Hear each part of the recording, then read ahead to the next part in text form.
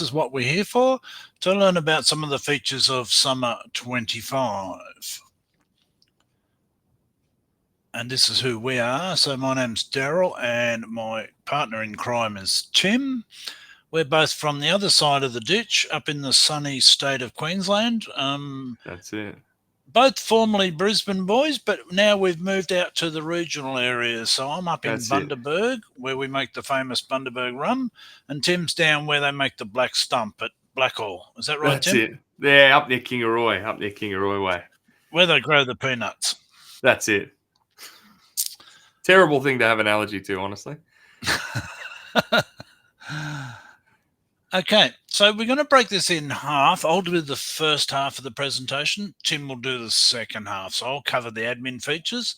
Tim will cover the flow features. The part that we're not going to cover today is Agentforce, because I don't know about you, but I'm a little bit over it.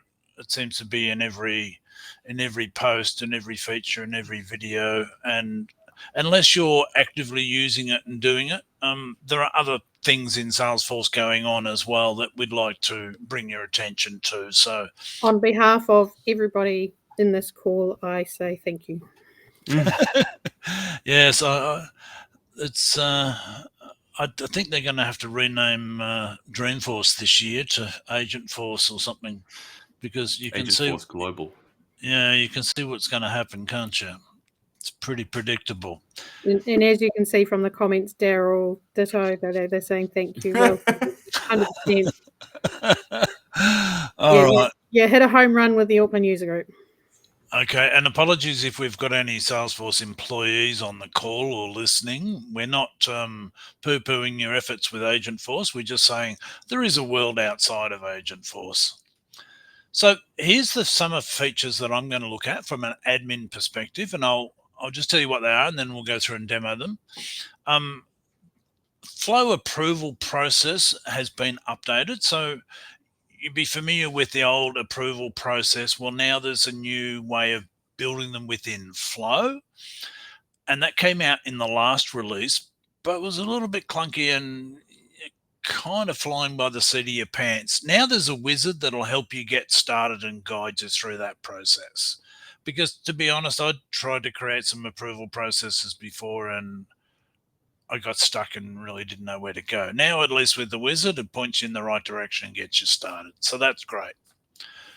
There's been an update to object permissions. So this is the work that Cheryl Feldman's been doing, and big focus around security, object permissions, permission set groups and permission sets as well, and how we can edit them and so on. So those three topics are sort of all wrapped up in one, and we'll cover those off.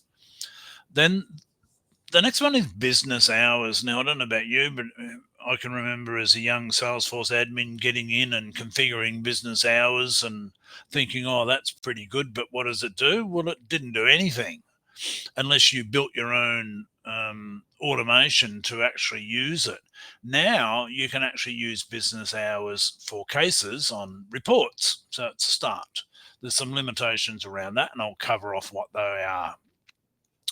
And then towards the end, there's a close case button now that we can configure.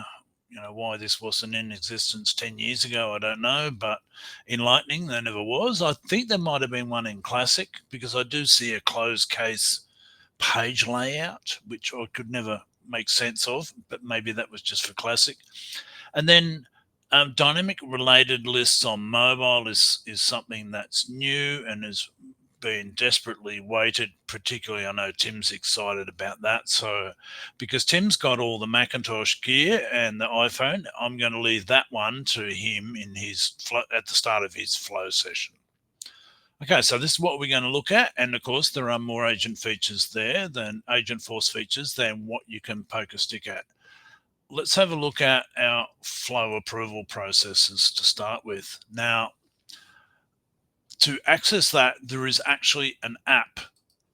Surprisingly enough, it's called Approvals. Now, you'll find it down here under View All in your new Summer 25 org. I've just dragged mine up to make it a little bit easier to find. And by the way, if you've got that little logo with Astro and the 25, you know you're on Summer 25 because some orgs have been migrated already. Some will occur this weekend and some next weekend. So probably the majority of Asia Pacific will be this weekend and next weekend. So if you come in on Monday and you see that new logo, so the previous one was Cody on a skateboard in a rocket ship or astronaut sort of a outfit. Now it's we'll just repeat that once more. Now it's Astro. Okay. So when we go to this approvals app, you'll see some cards here. So where you can manage the pending approvals, you can manage your flow approvals. Okay. So you can go and build and edit them there.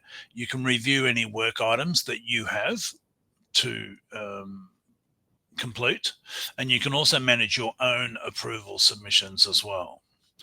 Now, just before we jump into creating a new flow approval process, there are some settings here that apply to all of your flow approvals. If I just select that, there's three options here. One is that you want to actually use these new flow approval processes. Send approval work items to approvers and send approval submissions to submitters as well. So you probably want to turn all those features on. Now, one thing that we didn't mention yesterday was that these flow approvals are actually orchestrations. So if you're familiar with flow orchestration, an orchestration is like a granddaddy flow. It contains a whole lot of smaller flows and it orchestrates the connection between all of those. So imagine that you've got a big, long, complicated onboarding process for a new employee. You would build an orchestration for that and individual flows to do each individual component. Like the first component might be, we need to create a user account for them, and then maybe we need to create an email address, and maybe we need to get facilities to get them some keys for the building, and then somebody in IT's got to allocate them a laptop and a phone and things like that. So you can have all of these flows all tied together with an orchestration. Now there is a limited number that you get for free, and then after that you pay for them. But with flow orchestrations, there is no charge. So you can build as many of these as you like. So it's kind of a cut down orchestration just for building flows, flow-based approvals. Okay, so this is how we get started. Now, it'll take me a week to teach you how to build orchestration, so we're not going to cover that. I just want to make sure that you know where to go to get started when you want to go try these yourself. So here's the new part. It's the wizard. So you could always build them from scratch, and that's where I kind of got stuck because it just dumps you in the canvas, and then you think, well, what do I do now? So the wizard, like there used to be a wizard in the old create approval process before, guides you through the way. So firstly, it asks you how many different approval levels do you want? So of course you can add extras later on, but this is just setting, and you can see here on the right, it's setting up a flow here. It's setting up the basic structure. So do you want to add some final action? So you can see that we've got those 3 steps there, or levels. Do you want to add some final actions? Yes. So now it's added some final actions. And do we want to add a recall path so that the user who submitted the item for approval can actually recall it if need be? So if we say yes, then it adds that on as well. That was over here on the top right hand side. And then we can go done, and now it will take us into flow. And it looks like just the familiar normal flow builder, but of course this is a different type of flow. And you can see that the components in here look a little bit different. The elements that you've got to choose from are slightly different to what we'd normally have. If we click on here, for example, to add, so we've got stages or decisions. Okay, and so you can see here there are stages, and within a stage there are steps that you can do, and then there are decisions based down here.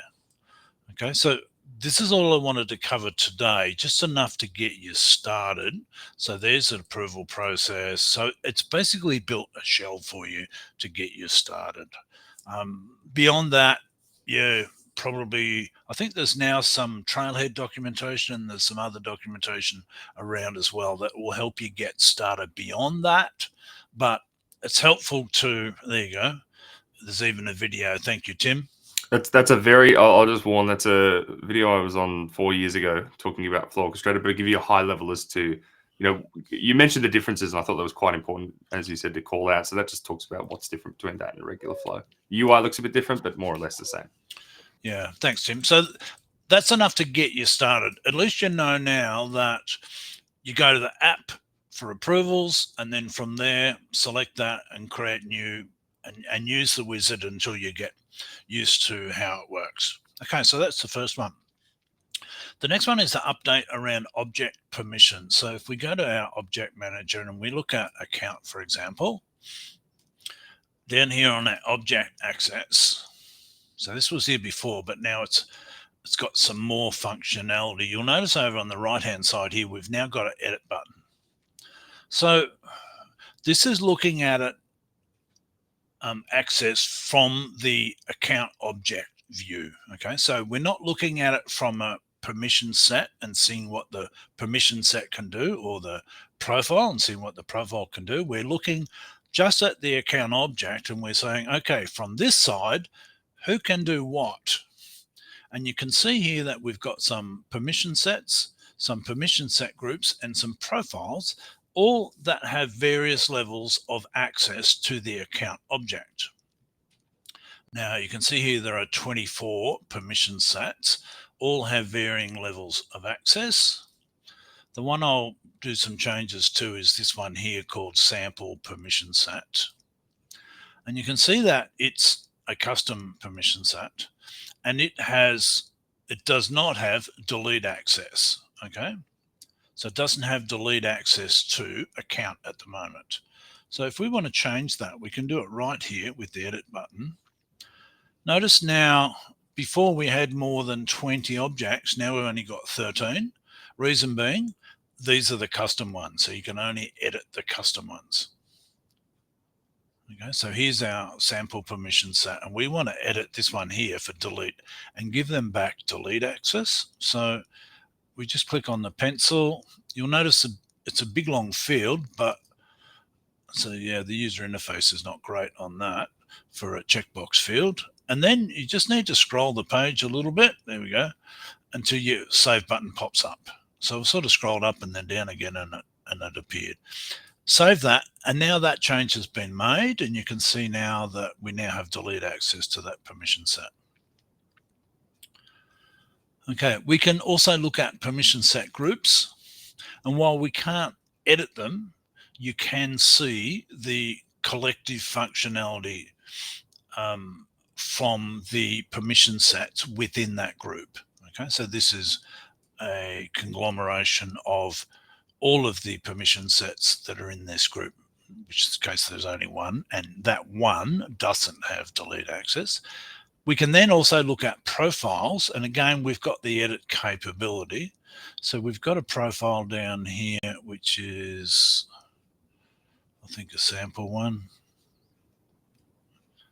We'll need to make sure that we've got a custom one. Yeah, okay, so one of these.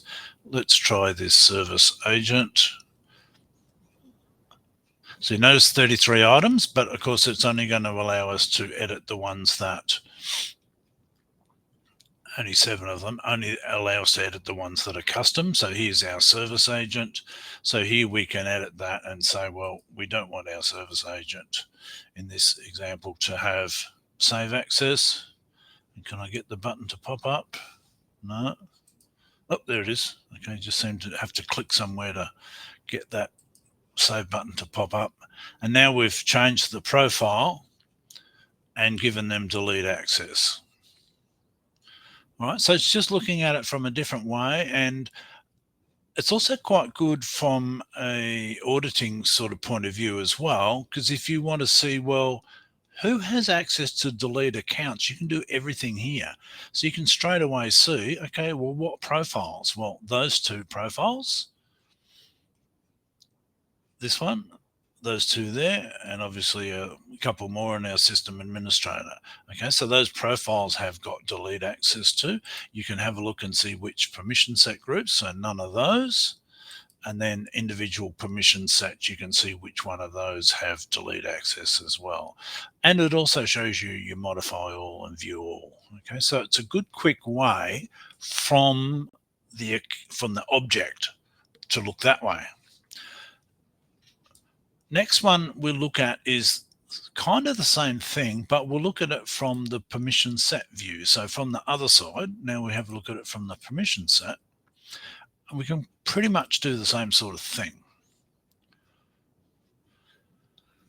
So the permission set that we were looking at and that we changed from over on the other side was this sample one. And we accessed that same sort of user interface through the view summary button. Okay, you can go through here if you want to, but this is the feature that we're showing off, the view summary. And here you can see, okay, for this permission set, here we can see our object permissions. And we can see that on account, now they have delete access, because when we were looking at it from the object side, so from the other side of the view, we enabled that, okay, and that's reflected here. Okay, so we're now looking at the permission set and seeing, okay, in this permission set, you can quickly see who's got modify all, who's got delete to which objects, okay. You can drill down further to field permissions. And again, you can edit these just like we did on the other side when we were looking at the object, okay. And here, of course, the field permissions depend upon which object you're looking at. So by default, the first one will be displayed, which in this case is account, but you can check that box here and select another object. Okay, but this is showing you the read or edit access to different fields on account. So it makes it nice and quick and easy to go in and edit those and change any of those settings. So Daryl, we've had a comment in the chat saying it's a much more intuitive interface now, and I mean, I definitely agree with that. Tim's nodding his head, and I would imagine there's a few attendees behind us going, yep. Yes, getting better and better. So you've kind of got the view of everything here. So instead of having to, drill down the old school way sort of through the permission sets, you've pretty much got it here on your tabs. So here's your permission set groups that this permission set is contained within. Here's the user permissions that they've been granted. Now you can't edit those, but you can add and remove them because they're just individual permissions. Object permissions we were just looking at, and field permissions, and then custom permissions is a bit like this user one, and that's a matter of adding and removing, and these all relate back to sort of the old view of the permission set as well, and also we've got tabs there as well. Okay, and well, you can't edit these within here. You've got the visibility of them. Cool. Just looking at some of the comments, they're really supporting this. Hillary called out that it's good for exploring an org that's new to you, which when you are coming into it and looking at the having to go into each permission set previously was quite onerous and time consuming.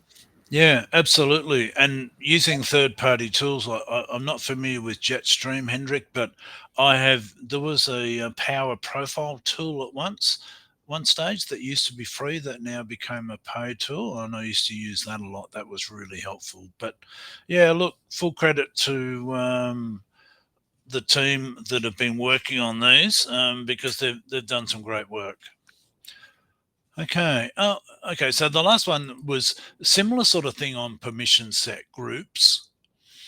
Okay. And if I select a permission set group, now, of course, this is just a grouping of permission sets. So what we're looking at is a consolidated summary of everything.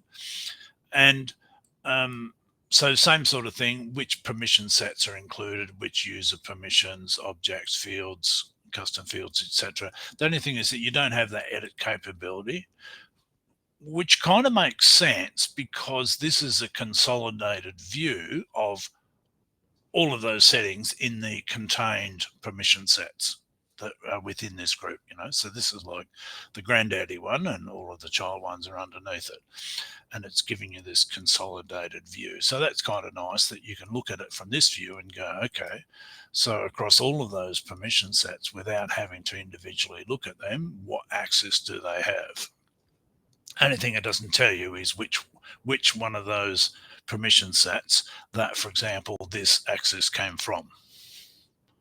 Okay, but at least you can see at an overview what it is, which is kind of nice.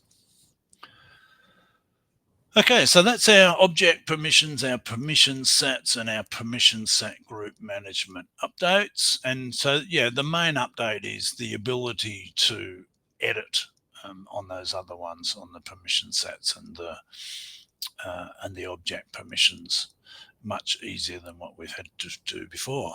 Now, I mentioned business hours. So if you've configured this before, and I can remember diligently configuring this, and you usually have a default set, that's probably all you ever really need. And then you can configure this and you can say, okay, well, Monday, Tuesday, Wednesday, Thursday, Friday, this is our business hours.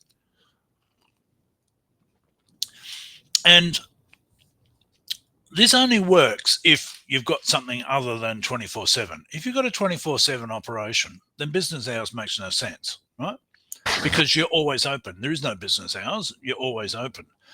So unless you've configured this, the next bit that I'll show you with business hours reporting on the case, the age, it's not going to make any sense because you just use the case age.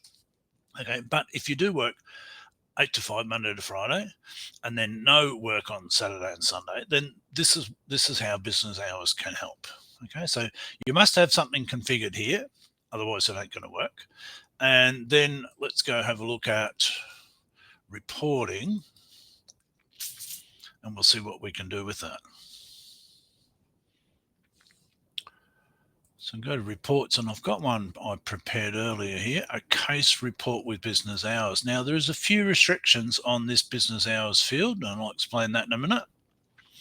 But here you can see that we've got a case that was opened on the 19th of May, and it is 401 hours old as of now.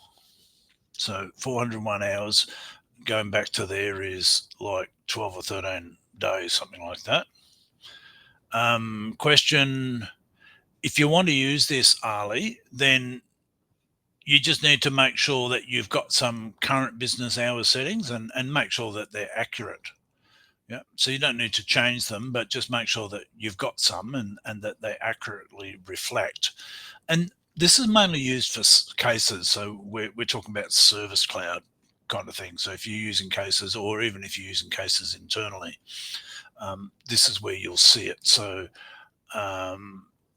business hours as it reflects your open for support hours business, because your salespeople might work different hours to your support team. So back to this case. So 401 hours old, but only 114.471 business hours age. So what does that mean? Okay. Let's say a customer opened a case at 6 p.m. on Friday. Now our business hours are 8 till 5. 6 p.m. on Friday. Okay, as of 8 a.m. Monday morning, it has an age of 48 hours or thereabouts, a couple of days, but has a business hours age of 0 because no business hours have elapsed yet since that case was opened, because it was opened outside of our business hours, and up until 8 a.m. it's still outside of our business hours, so our business hours age for that case would be 0. At 9 o'clock on Monday morning, after we've been open for 1 hour, our business hours on that case would be 1 hour, and our traditional age would be, the number of hours since the case was actually created. All right. So business hours is the number of hours that the business has been working while our case is open. All right. And Oh, I love that, Tim. That is such a cool feature now. I really, really like that. there's some limitations on it. There's some limitations. Yeah, and roll your own case. In Apex was really hard. I tried to do some stuff like that as well in Flow, and yeah, it was horrendous because you had to take into account public holidays and all sorts of weird things. So it was quite painful. I don't know how this copes with public holidays, actually. I just put my hand up because I was going to ask you. I don't know the answer to that question.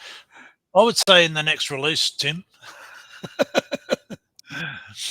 Now, okay, question there from Jordan, and I'll answer that with our next comment is, so there are some limitations. You can only use it on the case report type.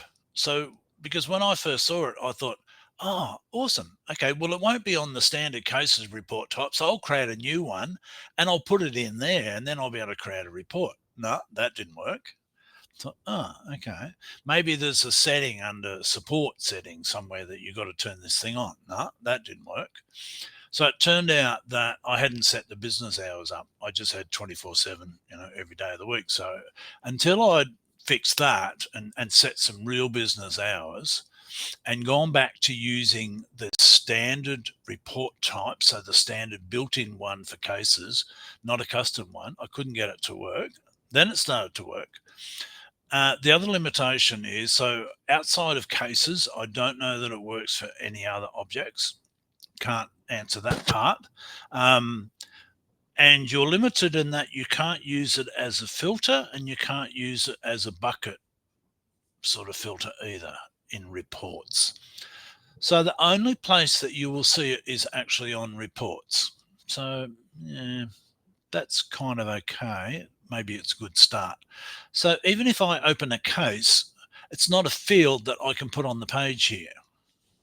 And I thought, oh, I know what I'll do. I'll create a formula and I'll just do it that way. No. Went to create the formula, could not even find the field. So it's one of those tricky sort of internal Salesforce fields that's built on the fly, and yeah, you're very limited in what you can do with it.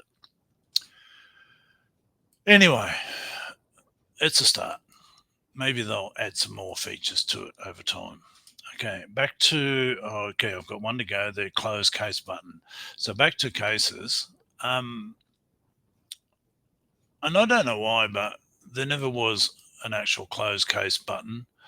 You had to kind of like build your own, and I'd frequently build something in Flow or whatever. But now there is one, and it's called Close Case Lightning when you look at your actions. So if we look here at Object Manager for Case,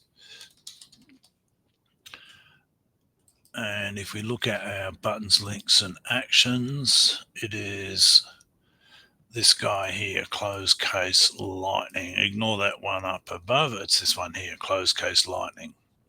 And you can use the layout editor there too. And I'll just show you what we mean by that. So that's our action button.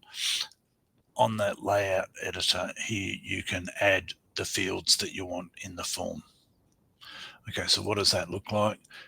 And then you've got to add the action button to your page, either your Lightning record page or your page layout.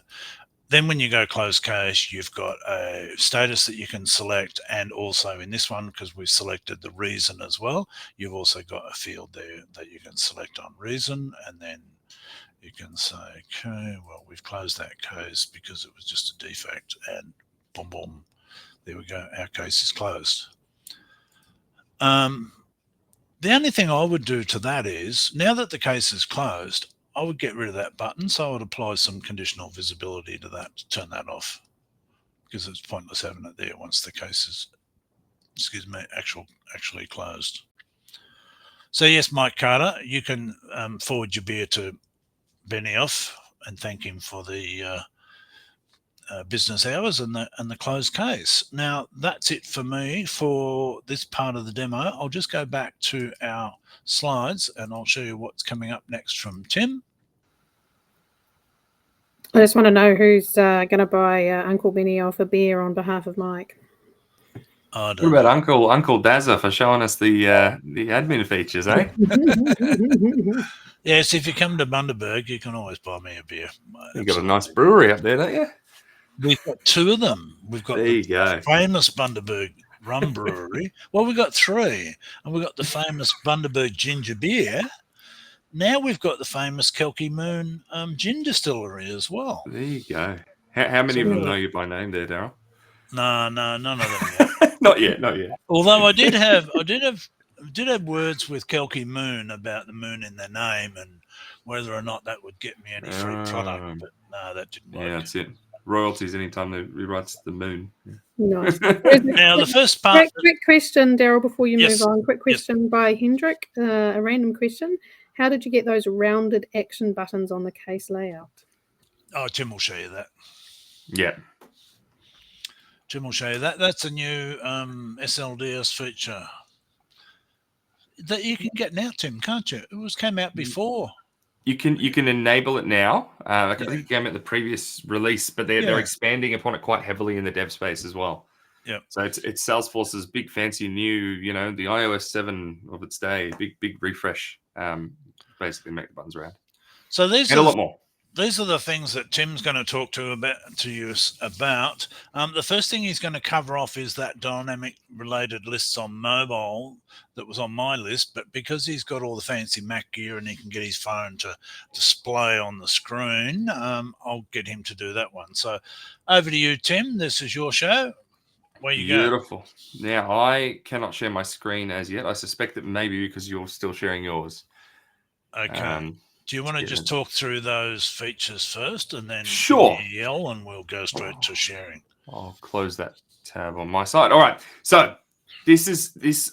I'll warn you in advance. This keeps happening every time we've done practice rounds. We've done a live demonstration of this now. Every time I get too excited, this is genuinely a massive release, especially for Flow. There's a lot of cool stuff. There's so many here that we haven't talked about. I'm going to try and squeeze in one or two extra as well, actually, that we discussed that are not part of the script. So we might have a bonus round in here. First off is improved debug panel. We love debugging flows, which sounds a little bit sarcastic because I was. But with the new debug panel, it is actually a lot more of an enjoyable and a lot more easy to use experience. So it's a massive change. We'll go through that. We talk about previewing things like previewing the size in a large, medium, or small, and being able to set component width and alignment. Alignment is brand new. Width is now easier. Visual picker. What is that? Mystery. We're going to go through that. Basically, radio buttons, but cool. Canvas cards. Essentially a change to the flow interface, what elements look like. Time data type. You can capture date. You can capture date time. Up until now, date time was not supported in Flow, but we now have that. Now, creating a new flow is different as well, which we will come to, and I'll show you. Not really different from the last release, but there's been some changes there. I'll get to that. And you put in my bonus one that I was going to. Oh, there's my surprise one. All right, it's on the list now. Get related records is on there. That's all right. There we go. That's my my little secret one that I was going to show. Cat's out of the bag. All right. The very first thing. You're good to go now, Tim. Beautiful. So, real quick. Speaking of, I mentioned in the comments, jumping in a time machine to do things like permission sets and all that, whereas now it's all changed. It's getting better. Here we go. Dealing with business hours. We're back in the time machine, jumping back 20 years. And this is what I just noticed this in setup. You got holiday detail. You can set up holiday records. So just go in here, search holiday. Oh, if you spell it right. You got holiday. You can then relate holidays to business hours. So you set your business hours, as Daryl was saying, but you can also set your holidays, which according to some help documentation I was just reading, we'll come back to that, Hendrik. I'm not sure off the top of my head. I will come back to that, though. I saw your comment around data capture flows. Back to this real quick. The holidays, you can relate them to business hours. And according to help documentation that I was just reading, you can indeed have the age of a case, as Daryl was talking about, offset by public holidays. So awesome. Cool. Yeah. You know what else is awesome? Dynamic related lists. Now, something that I had noticed a couple of releases ago when they started doing the dynamic, I keep forgetting what it's called, the dynamic details section, dynamic forms, that's right. Dynamic forms came out, and the next release, it came out for mobile. Great. And they continued to be enhanced. Then we had dynamic actions or whatever it was at the top. Those came out for desktop, and then the next release for mobile. Sweet. Dynamic related list come out. And then the next release, I checked and it wasn't there. And I checked the next release. I checked the next release. And I got very, very upset because I thought, surely we're going to get dynamic related list for mobile eventually, because it was frustrating. Because if you wanted to set up a related list on a Lightning page, it's as easy as you open the page, you drag on dynamic related list. Here's one I prepared earlier. Hopefully you can see that. You know, you can customize all sorts of things. You chuck in how many records do you want to display? What fields do you want to display? What filters do you want to put in? What sort order? What actions do you want to add to the thing? Great. This is fantastic. And again, we don't have to jump back in the time machine and go to page layouts to do it. We can sit securely in 2025 or maybe 2024, because I don't have the rounded buttons enabled yet. But mobile users could not yet see these, and it was extremely frustrating to me, at the least. However, first thing I did, I'm not kidding. Normally I go straight to Flow, but the first thing I did when Summer 25 preview orgs came out is I came here. I went and edited an accounts page. I saw that little black icon right there. I'm not sure if you can see it. Next to the dynamic related list and, in front of the desktop display. And I audibly shouted for joy. I am not joking, and had to try and explain to my wife why I was so excited about that little black square. So basically what this means, right? It's more than a little black square, and it's more than being able to see them on mobile. When you think about it, I can't think of a single reason why we still need to maintain page layouts. I could be wrong. Somebody knows a reason, please let me know. But what this means is now when you configure your dynamic related lists and you have a mobile phone, which I will, can I just do I'm going to have to stop sharing and then reshare. Hold up. And then I share my mobile phone, which you can see. Oh, is that looking right, or is that? It's a bit big. Oh, hang on. Is that better? No. Okay. On the meeting window, for those of us who are not in the car or walking, there's a little on my screen share button. There's a little 4 corners thing to make it full screen. If you make it full screen and then unmake it full screen, because I'm like you, I don't like having things full screen all the time, it will expand and retract it and show you the whole screen. Unfortunately, I can't force that for everyone, but if you go and do that, you're right. Yes. Yeah. Now you can see the whole screen. Beautiful. So this is my phone. This is my Salesforce app. Now the United Oil and Gas Singapore account is the one that I have just set up with a bit of a demo. If I go over to related and I click here and I wait, there we go. We can see, and I'm not sure if you noticed that or even if it happened this time. If I go to related again, no, okay, they all load at the same time. The first time I loaded this related page on my mobile phone, work orders and contacts dynamic loaded first, then the rest of them. Reason being, they're dynamic, they're quicker. Something I've just noticed anyway. But hey, hang on, we missed the biggest thing here. They're dynamic. Finally, we can have dynamic related lists on mobile. The only thing that you can't do, we can see here sorted by phone and title. I set that up on desktop. So there was a feature, I think it was last release, where you could choose to sort by multiple fields in a related list. You can set that up inside of your desktop, when you're on the desktop, and you can sort and filter by whatever you want to do. And it will work on mobile, but you cannot change it on mobile. So that's the only thing that I've noticed anyway, that we're lacking on this dynamic related list for mobile. But it's here, and we can be very, very excited and scream at little icons on computers because we're me and overexcited about these things. But genuinely, that one got me excited. Beautiful. So I'm going to reshare my screen now. That is, so again, dynamic related lists on mobile. Huge, absolutely huge. Goodbye, page layouts. Enjoy retirement. Let's talk about Flow. What about some rounded buttons while you're there, Tim? Is that going to take more than 2 seconds to change? I'll be honest with you. I have no idea how to do it. Okay. I saw you could. I didn't learn how. But I'll go find out and I'll come back. Yeah, sweet. Ultimately, there's on the SLDS2, Daryl, there's no, at this stage, massive functional changes, is there? It's more of a visual overhaul, right? Yes, correct. Yeah. Oh, I know where it was. It was under themes. That's right. Themes so in branding. themes, it's a checkbox, isn't it? Yeah, themes and branding. I think you just had to. Yeah, I clicked the wrong one. So if I go in here and go view on this, I just picked the out of the box one. Somewhere on here, there was an SLDS2, wasn't there? Yeah.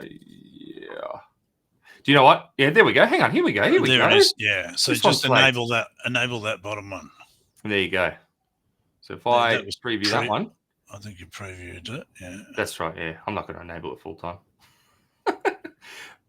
Interestingly, though, it doesn't seem to work in setup. So if I go back to United Oil and Gas, everything in setup's old. We're getting there. There you go. There you go. There's your buttons. It is. One thing I will point out is it's a little easier on the eyes. I'll give it that, and it seems a bit more sort of broken apart. So you got a dark grey back. I mean, this is the sort of default one. Obviously, you change it and it'll look a bit different. But it's dark grey behind with white popping out at you. It, to me, feels a little bit easier on the eyes. So again, you go to setup, you search for themes, and it's in themes and branding, not digital experiences themes. And then there's the Salesforce Cosmos one, which is the one they give you out the box, which has it. You can have a bit of a look and see what it looks like in your org. All right, debug panel. You ready? Is everyone sitting down? Come on, Tim. We're not as excited as you. Oh, come on. How can you not be excited about that? This is a terrible flow to demonstrate this on. I'll be honest with you. This is a terrible flow to demonstrate this on. Some of the flows I've been working on with clients of mine, which obviously I can't show you, are massive, a lot of subflows, a lot of Apex actions, a lot of third-party components, all that sort of thing.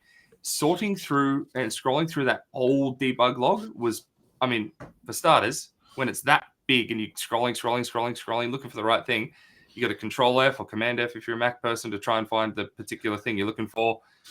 It was good that we had it, but it wasn't great, right? Here, this is great. So visually, number one, I'll point out, it is broken down and it is sort of a bit more, componentized, I suppose, visually. That's something you'll notice across the board. There's another feature we didn't, and we're not going to talk about today, which is the revised send email action for Salesforce Flow. The same thing. If you look at the old send email action, it was just all the fields top to bottom.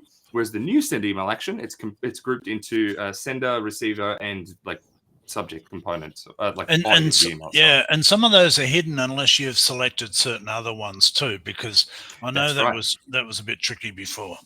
That's right. So it's making everything, it's helping you sort of focus, and well, for me anyway, that really helps. So if I want to, previously in your debug, everything would be expanded like that. You got to scroll through. If you want to focus, number one, you can expand it out. Number two, you can collapse and only focus in on, okay, what happened in that decision? I can see what's happened. It's because, we hit this no, it didn't match. Skip the no because this was the information. If I then want to copy the debug log, it's as simple as single button.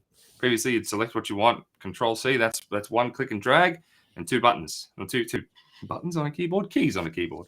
Whereas now, single click, which makes it a lot easier. And you've got a search capability there too, Tim. You absolutely do, yes. So instead of Control F, Command F, you can just search for decision. There we go. For example, really, really handy when you're searching as well. So I'll search decision again. I noticed this show full debug log. It's the same thing as just backspace the whole thing, and it shows you the debug log. Okay, that is debug log. It can now take up to 70% of your screen, which sounds silly. That's something I'm so pumped about, but truly, now you can make debugging your focus when it's your focus, not off to the side and you're kind of trying to see it. I've got glasses that I never wear because I should, but I don't. And now this is going to. Everybody's celebrating with you in the chat there, Tim. I don't know if you're watching it. There's everybody celebrating it. Good. I love the energy. That's brilliant.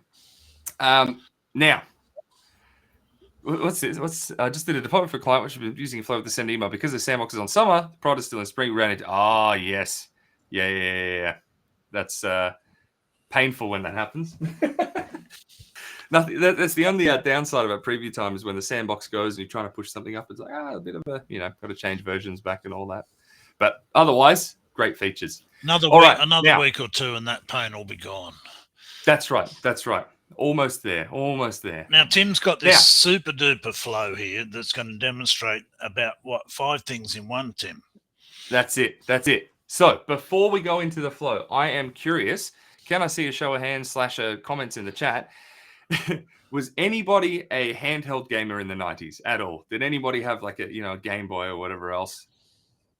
I hope I've got an audience here. I really do. Yes. Oh no. I saw a yes. I saw a no. I saw a Game Boy. Sarah, you're in luck. That's good. Awesome. Next question. Who knows why June 6, 1993 is... I'm with you, Jordan. I still am. Who knows why June 6, 1993 is important? Probably off the top of your head, not too sure. Let me explain to you. That was the day that the greatest video game of all time was released, and that is The Legend of Zelda: Link's Awakening. This came out for Game Boy on June 6, 1993. Just, brilliant game. I've played this through twice in the last few months. Why twice? Well, what about January 1999? Why was that important? And this is why I've played it through twice. Because in 1999, to meet the request or requirement of the new Game Boy Color that was released, The Legend of Zelda Link's Awakening was re-released as Legend of Zelda Link's Awakening Deluxe or DX.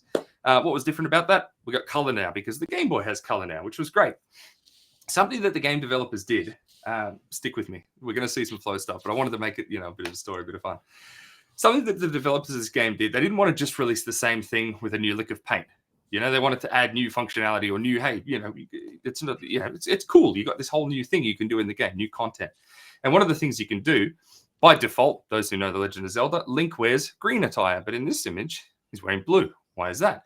Because you could enter the what's known as the color dungeon, right? And the color dungeon was this whole brand new piece of content that you could go through and, fight a whole bunch of stuff. And at the end, you got to pick if you wanted a new set of armor. You could go blue for defensive armor or red for, double the attack power.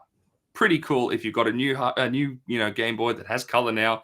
You bought this game and you got a whole new dungeon to play with. One of the things that developers did to make sure that people weren't somehow playing this new color variant of the game on older hardware was they put a check in at the very beginning. You walk into this dungeon and there's two skeletons. There's one blue, there's one red. We can see that because we're using a color screen. If somehow you had managed to put this game into an old Game Boy with no color, you wouldn't know which one's blue or which one's red, right? And they're never the same. And this was the text on screen. It says our colors are never the same. If I'm red, he's blue. If he's red, I'm blue. What color is my cloth? Okay. Really, really cool. Anyway, for me. So I thought let's build that out. Let's have a bit of a play. Now, hang on a second. This is new down here. What's this? What color is my cloth? And big buttons. We got red for power. Yeah, see what I did? Attack. And blue for defensive or shield. But how did I do that, right? This is Visual Picker. So Visual Picker is like radio buttons, but cool. Instead of just being sort of text and a dot, you've got squares, you've got images or icons, and, it feels more like a game, I thought. So I thought, hey, let's make a game out of it. So I'm going to sit in the mind of somebody who has a Game Boy, not a Game Boy Color, a Game Boy. And I put this in, I'm like, I'm going to try this new dungeon. And somebody's like, oh, hang on, I'm not sure. I'm going to guess that it's red, right? I'm going to click red. I'm going to go next. And, oh, no, I've beaten because I've got a Game Boy and I tried to do something I shouldn't and play a game on an old console. Hang on a second. It's telling me in terrible format. That's my fault because I didn't format it right. It's told me when I've done the wrong thing. And what it says, you have been beaten. I've been beaten by the dungeon at this time, which is, local time. That's new as well in Flow because we now, as I mentioned before, we have time data types. So instead of just having date or date time, we now have the entire spectrum, date, time, and date time together. Game over. So let's try again, hey? I'm going to go back to my color dungeon. This time I've gone out. I've bought a Game Boy Color. I've put the game in. All right, okay. Now I can clearly see that this skeleton is blue. I'm going to go next. I'm going to fight the dungeon. Congratulations. You've beaten the color dungeon. I've picked out my blue defensive armor, and this is the time that we've done it. Something else you'll notice, the image is on the left, and the text is on the right. How do we do that? Sections, right? No, not this time, not sections. Let's have a bit of a look at this flow, okay? Tim, can I just hold you there? We've got about 6 minutes to go, mate, so we'll just have to wind him up. We sure do. Oh, I think people on the call, give me some thumbs up if you're okay if we run over a little bit. I should be able to wrap up relatively quickly anyway. I'll quickly kick off. So the first thing we talked about was the history screen. We've all seen, visual. Everybody's down to stick around, Tim, so you're good. Beautiful. Let's do it. Awesome. So I'm going to jump straight into Visual Picker. So Visual Picker, again, if we look at radio buttons, at radio buttons, the component, not a radio buttons, you know what I mean. We can set a label, so what color is my cloth? Pretend that says cloth. I can make that a required field. As per normal, I can set my choices. So I've got choice blue and choice red, right? And I've formatted the text, so that's why it's coming up funky. But ultimately, you've got text and you got a dot. Cool, not exciting, right? This is more or less identical The only differences are you've got visual picker size, so I can pick large, small, or medium. If I have a look at small, let's see what small looks like. Small may look better on a phone, which now we're also showing you preview size. So if I wanted to preview this, not in desktop, but in mobile, I can just click that and go, oh yeah, that looks about right. You know, my buttons will go up and down instead of left and right. That looks great. So we can now flick between the 3 different sizes, which is large, which is designed to replicate a full-size Lightning page if my window is big enough. Medium, which is a quick action window or pop-up modal, or small, which is a phone app or a utility bar window.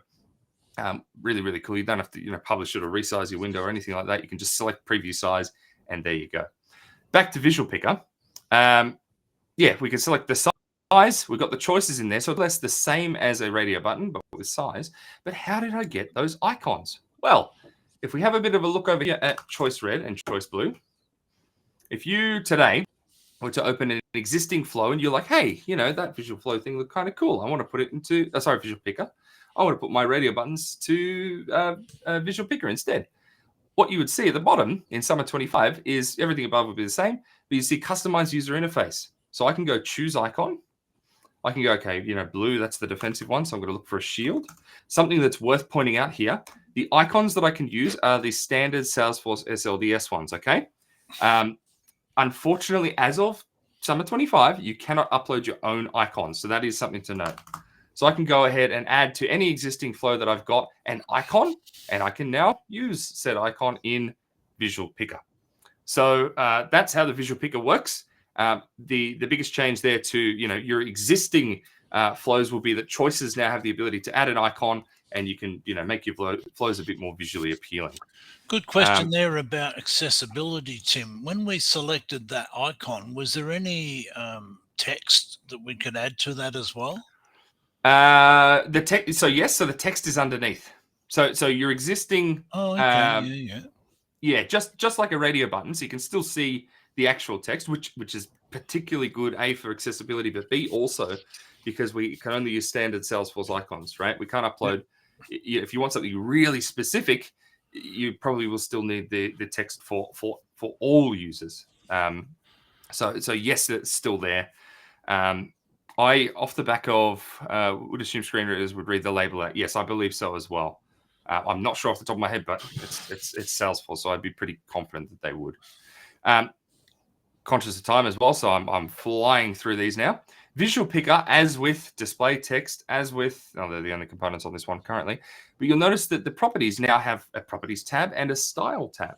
Okay, so I used that in my congratulations screen, so we can see, this is us collecting our blue armor, and this is our display text. Normally, or previously, if you wanted to split things, horizontally, I always mix those two up, across the screen, you could do it. A couple of years ago, we got this display section component. We can drag in a section component there, and we can go, okay, how many columns do we want? We can add up to 12. We can split, if I want this one to be 2 out of 12, that one to be 6 out of 12. You can still do that. But this, what Salesforce have just done by adding a style tab to every single component, means it's a lot easier. So I can just, resize this. Let's say I want to make the image bigger. I'm going to make it 10 out of 12, and I want to make the text 2 out of 12. It's probably a bit too small, but that was easy. I didn't have to drag on an extra component to achieve that. The other thing that you can do, which section wouldn't allow you to do this as far as I'm aware, is you can set the vertical alignment. So if I set this to top, text goes to the top. If I set it to the bottom, goes to the bottom. Middle is middle. And the final thing was the time variable. So if I look at var time of completion, there's a new data type of time. I can set the value, or I can pull it. And I just used the date time of now. Assign the time message equals time now, and bing, bang, boom. There you go. You now have a time variable inside of Salesforce. Where that's useful is for things like business hours. We're talking a lot about business hours today.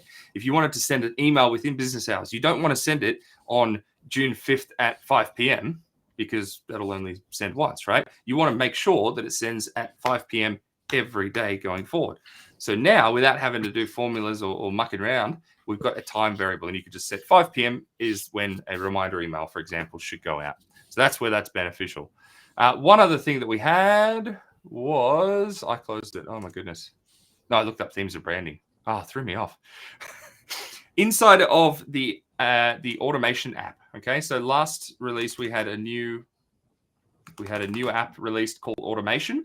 Or it might have been a few releases ago, but anyway, it allowed you, when you created a flow from here, it would show you this new wizard so that we can create, flows in a single click, or a much more modernized interface. Okay. Now, in previous releases, that would only work in the automation app. You click on new flow here and you'd be presented with, do you want to start from scratch or start from a template? And you'd have to go through that older interface. But now it's exactly the same. Okay. So we can basically say farewell to the old new flow, or it was new flow. Now it's new automation wizard. And this is what we have, to play with. One very, very, very last thing that we talked about before. I'm going to create a new auto launch flow. I'm going to do a get records, and I want to do, get accounts and contacts. I'm just going to do it in one because I can't be bothered to build out 2 gets. Okay. So I'm going to go select related records. I'm going to select hang on a second. I didn't used to be able to do this, did I? Give me a sec. There we go. Contacts. There we go. All right. Took a little bit of a time. But I don't know if you noticed that because I kind of sped through it. What I can do is I can get a record, or, from an object account, and I can also get related records, which isn't better, but it allows me to select a related record. So the detail of a master detail, or the detail of a lookup, whatever, from a primary record, and pull all of those through as well.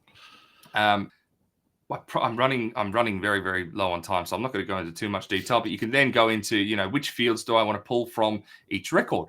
I want to have a look. I want to have a look at the fields. I want to pull, account name, is it active, things like that. And then I want to go down to the contacts, and I want to pick the, create a date, the full name was full name there. Let's go email, etc. And what that looks like, we can see in the preview tab. Account, we can see active, account ID, it always pulls the ID and the name. And for contacts, we selected email and first name. You can also select a filter. Do you want to get all contact records or just the active contacts under an account, for example? If I go, active equals true, if that exists, it does. Good. Look at that. Cool. You can set filter, and you can also sort them. How many records of contact do you want to store? Just the first one or all? And accounts, same sort of thing. Is it just the first account, or is it all, or is it up to a specific limit? I have run completely out of time, and I apologize. But that is flow in a nutshell. So let me. Wow, you did that quickly, Tim, and even with me, I've been off the tools for a year in my new role, and that was amazing just to see how far it's come. That is massive, incredible. Isn't it? This is a huge release in terms of flow. Daryl had a good point about end user features there. Daryl, if you wanted to quickly chat about that. Yeah, I write an article for a company in San Diego, and it's more end user focused around the new release. So I try to steer away from sort of flow and the admin side of things, and try to talk more about what new features are there for business end users. And I really struggled with this release to try to find some features that the end user would actually see and be able to use outside of the Agentforce stuff. So, and that was quite difficult. But what I did do is I said, okay, there are some great new features in Flow that even though as a business user, you won't be able to use them, but here are the things that your admin can now do for you. And I showed them from that sort of perspective. So that was quite useful. But yeah, look, outside for end user, outside of the Agentforce stuff, yeah, it's pretty light, but still lots of great admin features and lots of great new flow features as well in this release. There's one question there, Tim, from Hendrik. How do you reference that in an assignment, etc.? Well, if I reshare my screen real quick, because I saw that, I thought I'd quickly get a demo together while I handed it to Daryl. Excuse me. So we can get our account. We can also get the records. We can do an assignment like this. So I've just created a new variable, which is let me bring it up, contacts to assign. It is simply contacts to assign. It's record, multiple, and it's of type contact. Okay. And I've just gone assign equals get.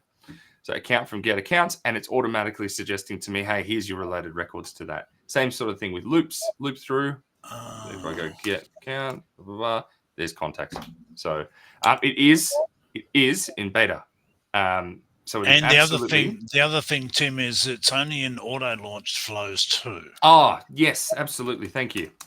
So if you wanted to put, because I tried this yesterday and I wanted to build something in an auto launch flow. And the other thing that Tim didn't mention there is that you can go account and related contacts and account and its related opportunities and cases as well. So you can get all of those. But where I struggled was, how do I then pass them back to my calling flow? And I think I've just seen what I've got to do. I've got to assign them to something and make that assignment for outbound use.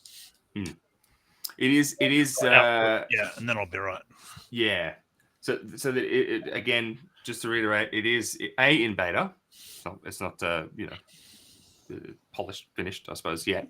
And B, it is different. It's so different to the way we've always thought about, get records, because you get one thing, whereas here we're getting multiple. So it does require a bit of a shift of mind. Definitely go in, create if you got a Summer 25 org. If you don't, go to previews or wait 2 weeks, whatever. Create a new auto launch flow, try it out, play with it. Always the best way to figure out how it works is just try and break it, try and make it work, try and do whatever to it. But it's there, really available, only, as Daryl said, in auto launch flows though. So I would like to see that come to more flows, and I suspect we will in future releases. Cool. That is awesome. I think I've only seen one person drop off. We've seen a couple of people drop off, but even though we've gone over time, really, really want to just say thank you very much again, Tim and Daryl. Yep. Sorry, I'm getting really excited because Mike is reading my mind. We need map data types in Flow, 100% more than anything in the world. I will be twice as excited about that as I was about dynamic related lists, because that's huge. Awesome. Yeah, well, we will see you again in winter. Oh, yes. And I want to thank you, because I know for us here in New Zealand, we are at our end of work day, whereas you guys still have to go back to work and do a couple of hours work. So really, Daryl. really appreciate I've had a big day today. I've done about 3 hours today. There you go. Yeah, and as Camille has just posted, do not forget your Kiwi Dreaming tickets. Tim, Daryl, are we going to see you this year? We'd love to see you this side and host you at Kiwi Dreaming. It is happening on July the 24th. Oh, it's very, very close to my birthday, but no, unfortunately not this year. Yeah, me too. Oh, yeah, me too. However, I'll go away the weekend after. We birthday twins, Joe. There you go. The budget for retired old fellas over here doesn't stretch that far. I'd love to say the Kiwi Dreaming budget does, but we're not quite there yet to bring you over, Daryl.